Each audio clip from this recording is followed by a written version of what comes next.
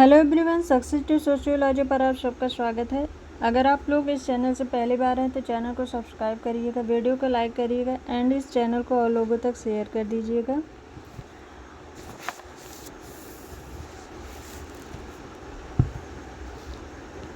और आप लोग को अगर कोई भी टॉपिक पढ़ना हो तो प्लेलिस्ट बनी हुई है, उसमें से भी आप लोग पढ़ाई कर सकते हैं।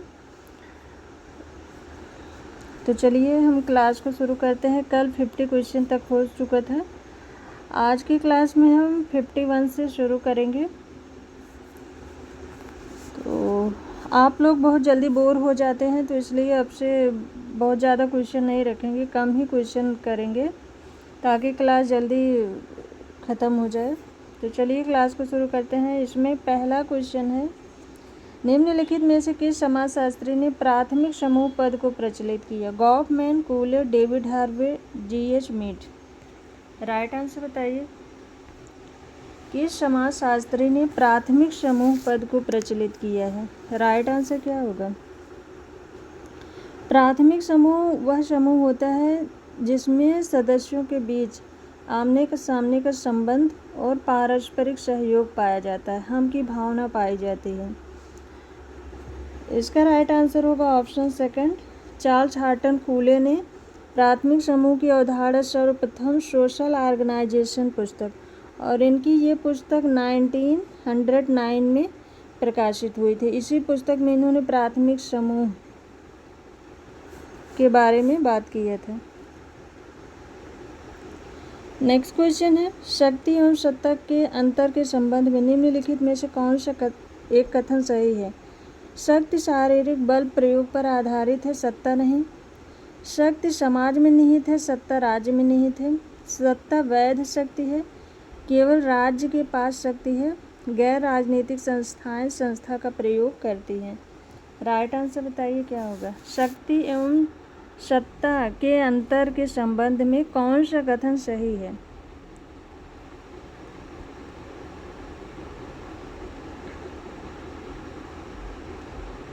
राइट आंसर बताइए। सही कथन बताना है। शक्ति और सत्ता से संबंधित इसमें ऑप्शन थर्ड सही है। सत्ता ये वैध शक्ति होती है। शक्ति में जब वैधता आ जाती है तो वह सत्ता का रूप धारण कर लेती है। ऑप्शन थर्ड इसमें राइट आंसर है। नेक्स्ट क्वेश्चन है, निम्नलिखित कथनों पर विचार करें। सामाजिक स्त्रीकरण सर्वव्यापी है। जाति एवं वर्ग सामाजिक स्त्रीकरण के उदाहरण हैं। संस्कृतकरण जाति व्यवस्था के ढांचे के बाहर होता है। केवल एक और तीन, केवल दो, केवल एक और दो, केवल एक, दो और तीन। राइट आंसर बताइए। राइट आंसर क्या होगा?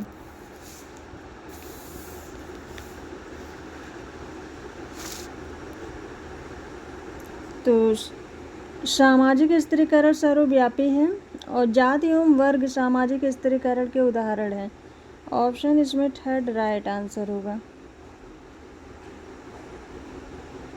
नेक्स्ट क्वेश्चन है, निम्नलिखित में से कौन सा सिद्धांत प्रतिरूप यह बताता है कि पुरस्कार प्रणाली स्त्रीकरण प्रणाली की ओर ले जाती है? संघर्ष सिद्धांत, प्रकार्यात्मक सिद्धांत, वेबर का मॉडल, भूमिका परिस्थिति प्रतिरूप। राइट आंसर बताइए।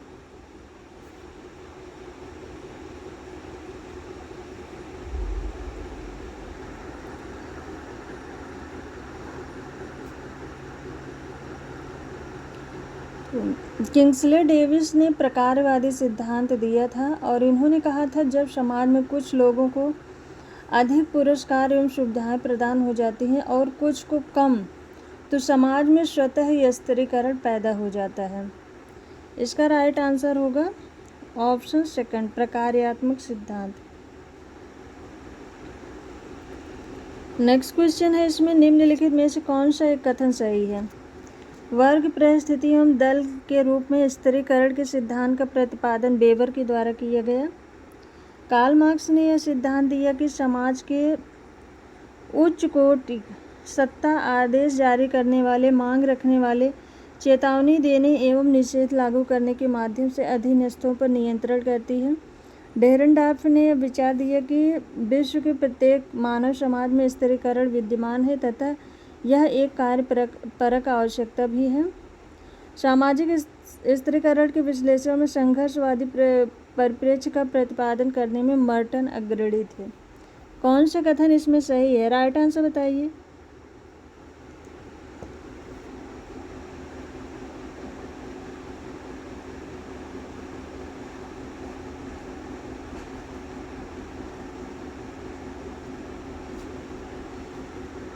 तो इसमें राइट आंसर होगा option first, class status and party के रूप में स्त्रीकरण के सिद्धांत का प्रतिपादन वेबर के द्वारा किया गया। ऑप्शन फर्स्ट इसमें राइट आंसर है। और ऑप्शन सेकंड इसमें दिया गया कार्ल मार्क्स के अनुसार समाज को उच्च कोटि सत्ता आदेश है, तो ये होगा डेरेनडार्फ के अनुसार। तो ये कथन गलत हो जाएगा, ये कार्ल मार्क्स के अनुसार नहीं है, ये डेरेनडार्फ के अनुसार है। और अगला जो ऑप्शन दिया गया है, डेरेनडार्फ के विचार से विश्व के प्रत्येक मानव समाज में स्त्रीकरण विद्यमान है, ये जो है कोजर के अनुसार होगा। और ऑप्शन जो 4 दिया है, सामाजिक स्त्रीकरण के विश्लेषण में संघर्षवादी, तो मर्टन जो है, मर्टन एक प्रकारवादी थे, ये संघर्षवादी परिप्रेक्ष्य के प्रतिपादन में अग्रणी नहीं थे, ये प्रकारवादी थे। तो इसका राइट आंसर ऑप्शन फर्स्ट होगा। तो ये तीनों ऑप्शन जो है गलत हैं।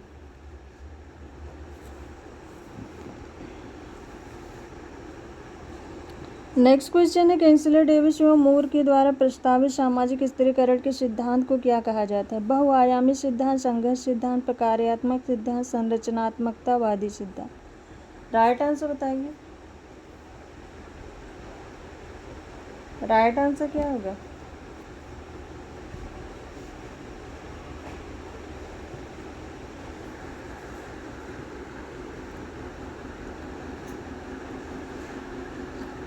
तो किंग्सले डेविस एवं मूर के सामाजिक स्त्रीकरण के सिद्धांत को प्रकार्यात्मक सिद्धांत कहा जाता है। ऑप्शन थर्ड राइट आंसर है।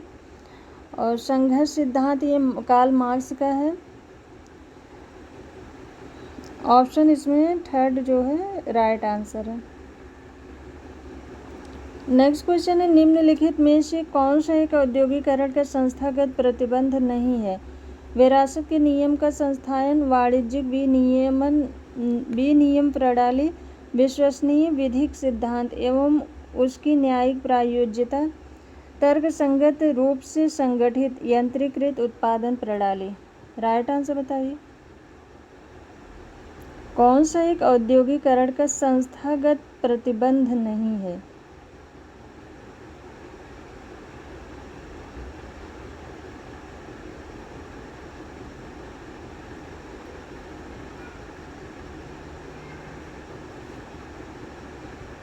तो इसका राइट आंसर होगा ऑप्शन फर्स्ट, विरासत के नियम का संस्थायन ये नहीं है। ऑप्शन फर्स्ट राइट आंसर है।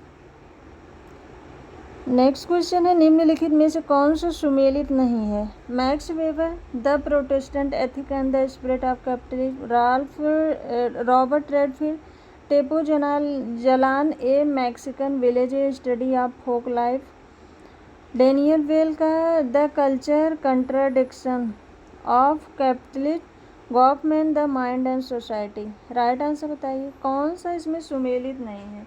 क्वेश्चन इजी है, राइट आंसर बताइए क्या होगा? The Protestant ethic and the spirit of capitalism, ये जो है 1905 में ये बुक प्रकाशित हुई थी मैक्स वेबर की। तो ये तो ऑप्शन सही है।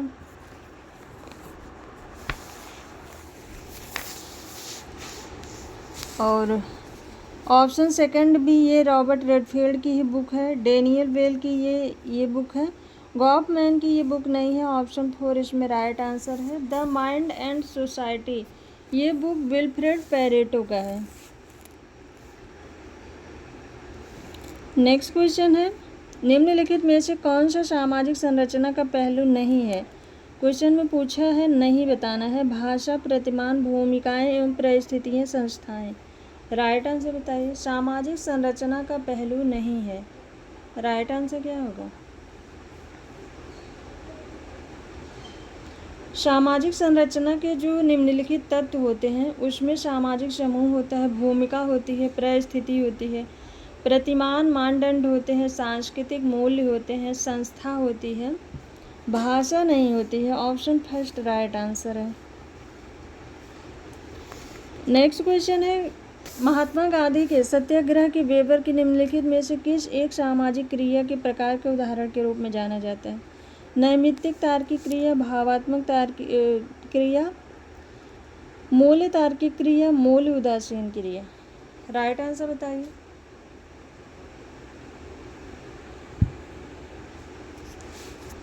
तो मैक्स वेबर ने सामाजिक क्रिया को 4 भागों में बांटा था। पहला है तार्किक, दूसरा है मूल्यांकनात्मक, और तीसरा है प्रभावात्मक या भावात्मक, और चौथा है परंपरात्मक। तो इसमें बताना है मैक्स वेबर की किस सामाजिक क्रिया को जो है महात्मा गांधी के द्वारा आंदोलन के समय, सत्याग्रह आंदोलन के समय प्रयोग किया गया था। तो इसमें राइट आंसर होगा ऑप्शन थर्ड, मूल्य तार्किक क्रिया।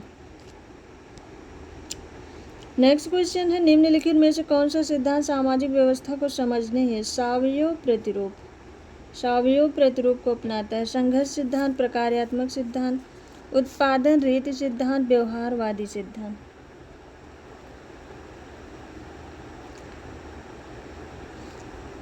राइट आंसर बताइए। कौन सा सिद्धांत सामाजिक व्यवस्था को समझने है सावयव प्रतिरूप को अपनाता है?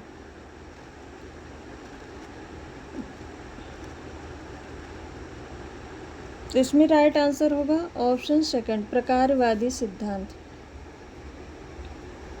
नेक्स्ट क्वेश्चन है, इमाल दुर्खिम के अनुसार मानव अभिकरण किसके द्वारा निरुद्ध होता है?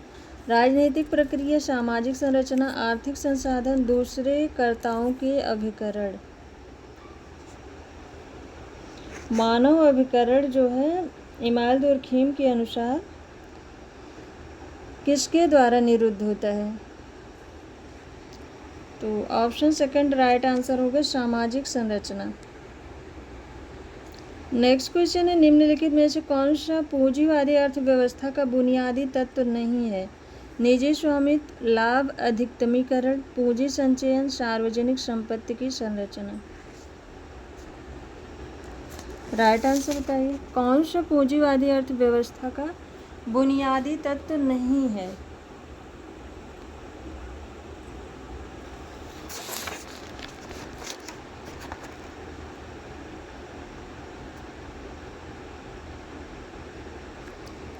तो सार्वजनिक संपत्ति की रचना, ऑप्शन 4 ये नहीं है। निजी स्वामित्व है, लाभ अधिकतमीकरण है, पूंजी संचयन है, ऑप्शन 4 ये नहीं है। नेक्स्ट क्वेश्चन है, आधुनिकीकरण के संबंध में निम्नलिखित व्याख्याओं पर विचार कीजिए।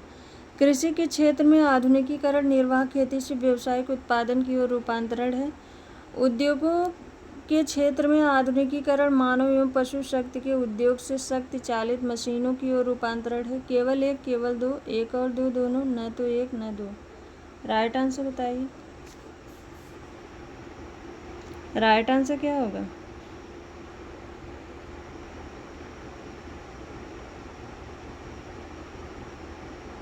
आधुनिकीकरण के संबंध में निम्नलिखित व्याख्याओं पर विचार कीजिए। तो कृषि के क्षेत्र में आधुनिकीकरण निर्वाह खेती से व्यावसायिक उत्पादन की ओर रूपांतरण है, और उद्योगों के क्षेत्र में आधुनिकीकरण मानव एवं पशु शक्ति के उपयोग से शक्ति चालित मशीनों की ओर रूपांतरण है। ऑप्शन थर्ड राइट आंसर होगा। ये दोनों ही सही हैं। नेक्स्ट क्वेश्चन है, प्रौद्योगिकी आधुनिकीकरण निम्नलिखित में से किसकी ओर ले जाता है? श्रमिकों की संख्या में वृद्धि, श्रमिकों का विस्थापन, बाल श्रमिकों में की वृद्धि, संविदा श्रमिकों की वृद्धि। राइट आंसर बताइए।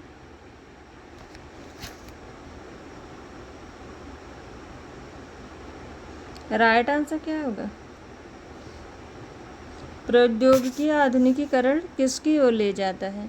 इसका राइट आंसर होगा ऑप्शन सेकंड, श्रमिकों का विस्थापन। ऑप्शन सेकंड जो है राइट आंसर है। नेक्स्ट क्वेश्चन है, निम्नलिखित में से कौन से राजनीतिक आधुनिकीकरण के अवियोज्य अंग हैं?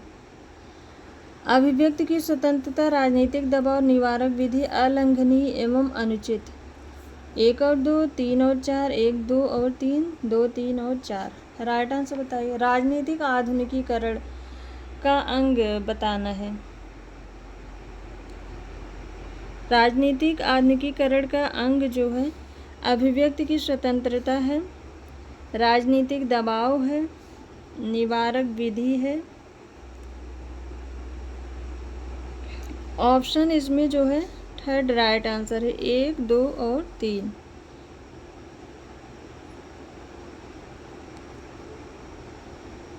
नेक्स्ट क्वेश्चन है, बेरियर एल्विन ने भारत की जनजातीय आबादी के लिए निम्नलिखित में से किस नीति पक्ष का समर्थन किया? रोजगार एवं शिक्षा में आरक्षण, भूमि सुधार एवं कृषि अधिकार, जनजातीय जीवन शैली में राज्य का कोई हस्तक्षेप न होना, राष्ट्रीय जीवन में उनका संपूर्ण एकीकरण। बेरियर एल्विन के अनुसार बताना है। राइट आंसर बताइए। तो जनजातीय समस्याओं से संबंधित जो है प्रमुख 3 नीतियां हैं। अलगाववाद है, आत्मसातकरण है, एकीकरण है। तो अलगाववाद की नीति ये जो है बेरियर एल्विन के द्वारा दी गई थी। तो इसका राइट आंसर होगा ऑप्शन थर्ड, जनजातीय जीवन शैली में राज्य का कोई हस्तक्षेप न हो। और आत्मसातकरण की नीति घुरिये ने दी थी और एकीकरण की नीति जो है जवाहरलाल नेहरू के द्वारा दी गई थी। नेक्स्ट क्वेश्चन है, इसमें भारत में अनुसूचित जातियां श्रेणी को निम्नलिखित में से किसने सर्वप्रथम प्रस्तुत किया? भारत सरकार अधिनियम के अंतर्गत 1935 में ब्रिटिश ने, भारत छोड़ो आंदोलन के दौरान 1942 में महात्मा गांधी ने, संविधान निर्मात्री सभा की बैठक के दौरान डॉक्टर BR अम्बेडकर ने, और भारत के संविधान के अनुच्छेद 42 के अंतर्गत 1950 में भारत सरकार ने। राइट आंसर बताइए। राइट आंसर क्या होगा?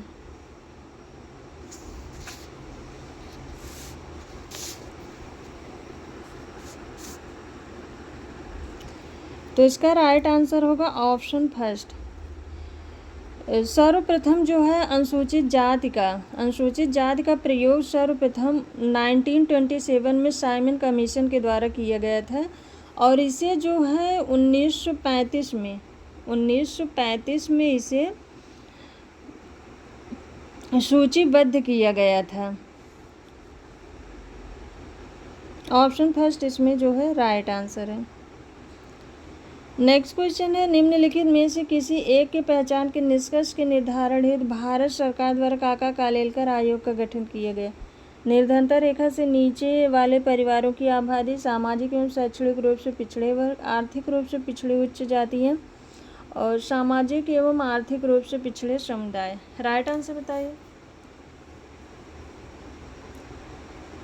किसी एक की पहचान के निष्कर्ष के निर्धारण हेतु भारत सरकार द्वारा काका कालेलकर आयोग का गठन किस आधार पर किया गया था? राइट आंसर क्या होगा?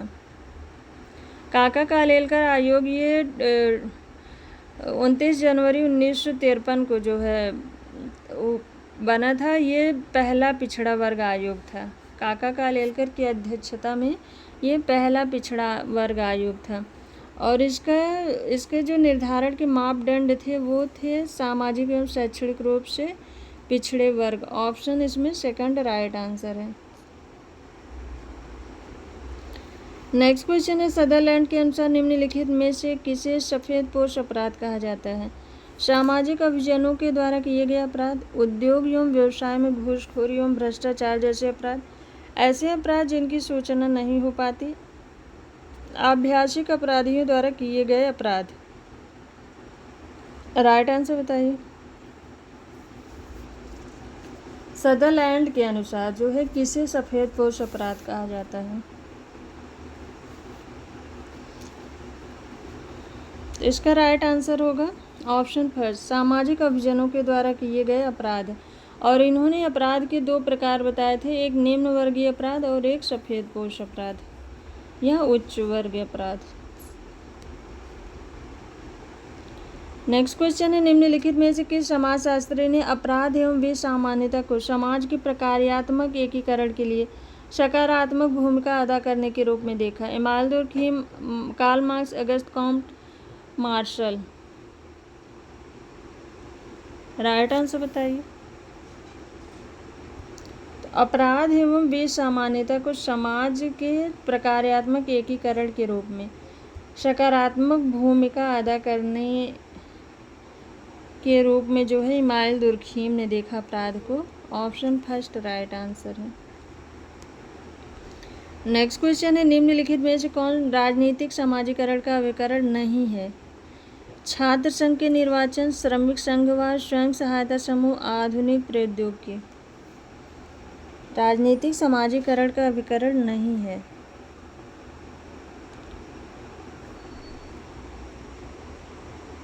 ऑप्शन 4 राइट आंसर है, आधुनिक प्रौद्योगिकी ये नहीं है। नेक्स्ट क्वेश्चन है, वेबर के अनुसार पूंजीवादी निम्नलिखित में से किससे संबंधित नहीं है?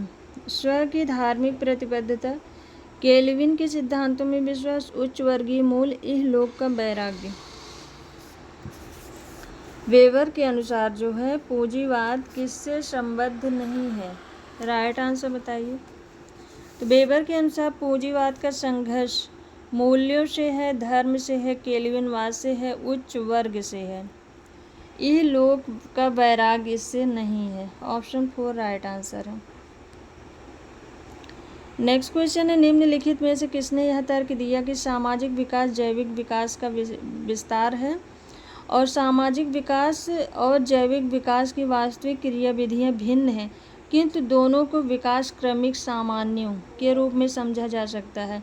Darwin, Landis, Spencer, Parson. Right answer बताइए।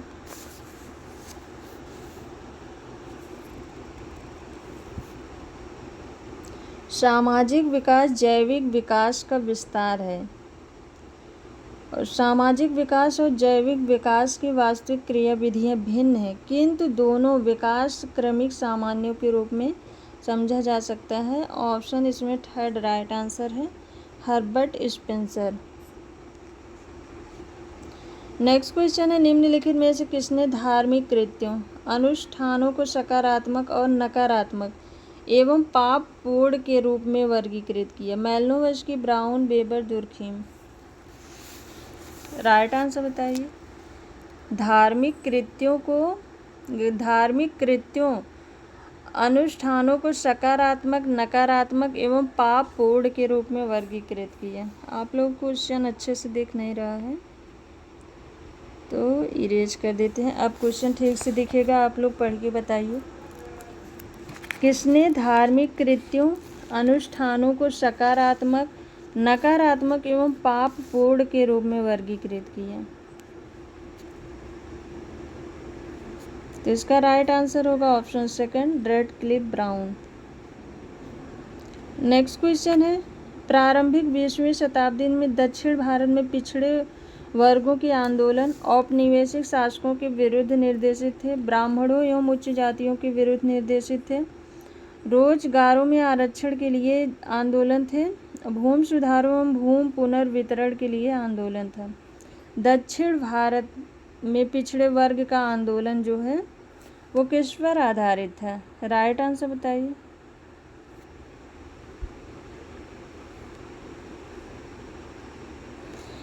तो इसमें राइट आंसर होगा ऑप्शन सेकंड, ब्राह्मणों एवं उच्च जातियों के विरुद्ध निर्देशित था। नेक्स्ट क्वेश्चन है, निम्नलिखित में से कौन सी एक जनजातीय समाज की आधारभूत विशेषता नहीं है? क्वेश्चन में नहीं बताना है, नहीं पूछा है तो जो नहीं है उसे बताना है। जनजातीय समाज से अलग भाषा, अलग भूभाग, सामाजिक विभेदीकरण, खंडीय। राइट आंसर बताइए।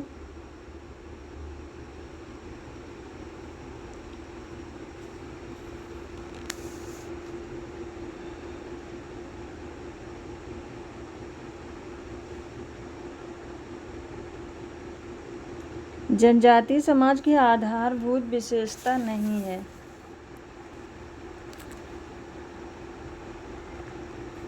तो इसका राइट आंसर होगा, वैसे तो इसमें जो है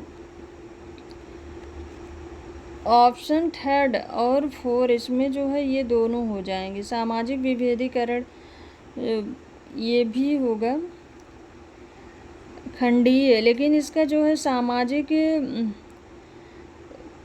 खंडीय, ये ऑप्शन फोर इसमें राइट आंसर है, क्योंकि जो है सामाजिक विभेदीकरण ये नेचुरल होता है। तो ये चाहे जनजाति हो या जाति हो, कोई भी हो, इसमें जैसे आयु को लेकर और लिंग को लेकर ये सब जो है ये विभेदीकरण के अंतर्गत आता है। तो ये नेचुरल होता है, तो ये जनजाति में भी पाया जाता है।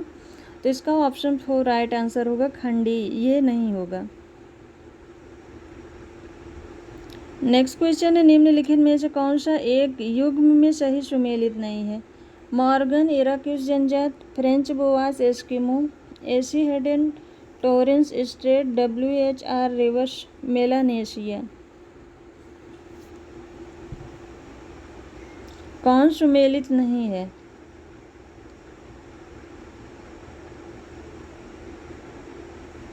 तो WHR रिवर्स ने टोडा जनजात का अध्ययन किया था। ऑप्शन फोर इसमें राइट आंसर है, ये सुमेलित नहीं है। मॉर्गन ने इराक्यूज जनजात का अध्ययन किया, फ्रेंच बोआज ने एस्किमो का, एसी हेडन ने टोरेंस स्ट्रेट का अध्ययन किया। ऑप्शन फोर राइट आंसर है।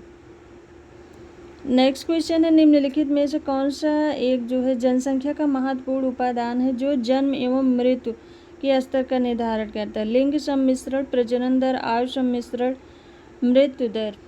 राइट आंसर बताइए।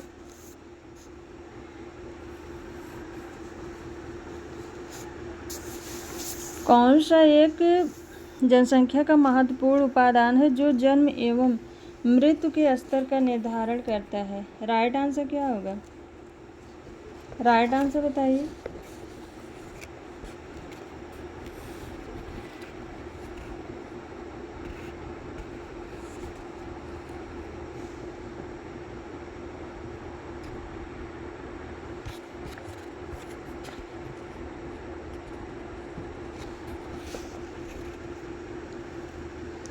तो इसमें राइट आंसर होगा ऑप्शन सेकंड, प्रजनन दर। प्रजनन दर जन्म एवं मृत्यु के स्तर को निर्धारित करती है। और ये लिंग सम्मिश्रण जो है ये आयु सम्मिश्रण तथा मृत्यु दर जन्म एवं मृत्यु के स्तर का निर्धारण नहीं करते हैं। ये सब प्रजनन दर इसमें राइट आंसर होगा। नेक्स्ट क्वेश्चन है, 2001 की जनगणना के अनुसार राज्यों के निम्नलिखित में से कौन सा एक समुच्चय उच्च महिला साक्षरता की विशेषता से युक्त है? केरल, मिजोरम, लक्षद्वीप, गुजरात, हरियाणा एवं कर्नाटक, जम्मू कश्मीर, अरुणाचल प्रदेश एवं लक्षद्वीप, दिल्ली, उत्तर प्रदेश एवं झारखंड। राइट आंसर बताइए।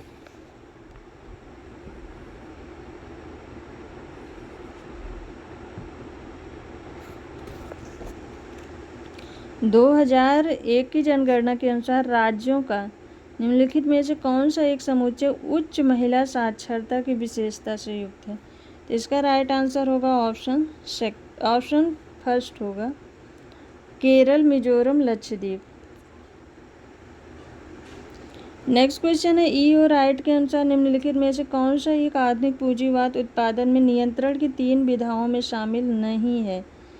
निवेश या मुद्रा पूंजी, उत्पादन के भौतिक साधन जैसे कि भूमि या कारखाने और कार्यालय, श्रम शक्ति, राजनीतिक शक्ति। राइट आंसर बताइए। ई और राइट ने आधुनिक पूंजीवाद में उत्पादन में नियंत्रण की 3 विधाएं जो है बताई थी। ई और राइट ने पहली बताई थी मुद्रा पूंजी, दूसरा बताया था श्रम शक्ति और तीसरा बताया था उत्पादन के साधन। और इन्होंने राजनीतिक शक्ति को नहीं बताया था, राजनीतिक शक्ति को नहीं शामिल किया था। ऑप्शन फोर राइट आंसर है। नेक्स्ट क्वेश्चन है, नगरीय वृद्धि के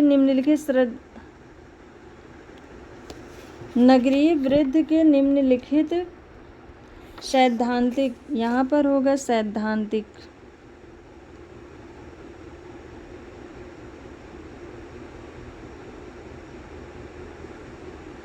सैद्धांतिक प्रतिरूपों में कौन से एक को निम्नलिखित कथन निर्दिष्ट करता है? ये कथन दिया गया है, व्यावसायिक गतिविधियाँ केंद्रीय नगरीय मूल्य में केंद्रित होती हैं जिनके चारों ओर अलग अलग गतिविधियों के वलय विकसित होते हैं। होमर हायट का क्षेत्रक प्रतिरूप, अर्नेस्ट बर्जेस का संकेंद्रित क्षेत्र प्रतिरूप, चॉन्सी हैरिस और एडवर्ड उलमान का बहुकेंद्रक प्रतिरूप, लुईस विर्थ का स्थान का संगठन प्रतिरूप। राइट आंसर बताइए। नगरीय वृद्धि से कौन सा जो है इसमें सही है? ये कथन जो दिया गया है इससे संबंधित कौन सा सिद्धांत, किस विचारक का सिद्धांत लागू होता है?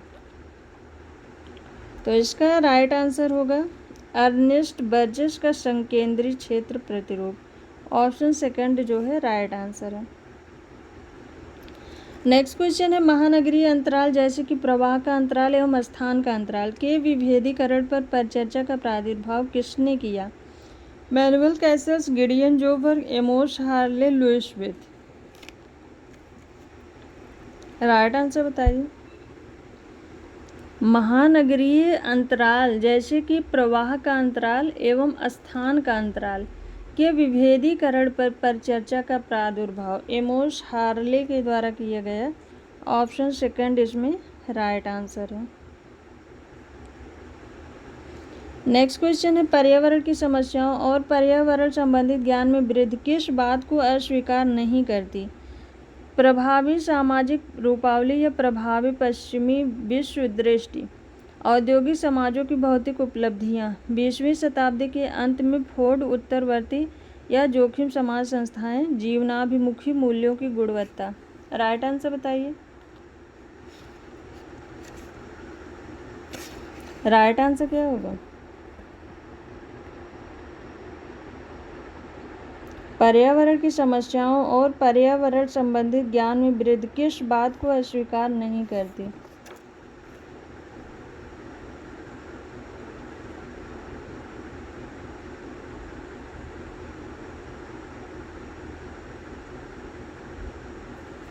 राइट आंसर है इसमें ऑप्शन 4, जीवनाभिमुखी मूल्यों की गुणवत्ता। ऑप्शन 4 राइट आंसर है। नेक्स्ट क्वेश्चन है, बुर्जुआकरण क्या है? श्रमिक वर्ग की गतिशीलता की विफलता, उद्योग का स्वचालन, मध्यवर्गीय पहचान पुनर्निरूपण, श्रमिक वर्ग में मध्यवर्गीय आकांक्षाओं, जीवन शैली की रचना प्रक्रिया। राइट आंसर बताइए।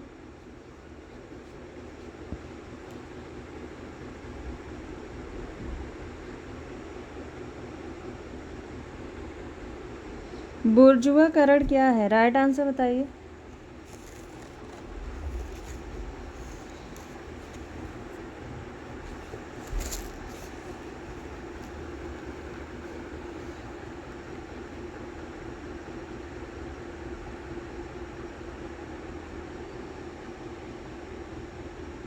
तो इसमें राइट आंसर है ऑप्शन 4, श्रमिक वर्ग में मध्यवर्गीय आकांक्षाओं, जीवन शैली की रचना प्रक्रिया। तो आज की ये क्लास यहीं तक। I hope enjoy the session. Video को like and share and subscribe करिएगा। Thank you.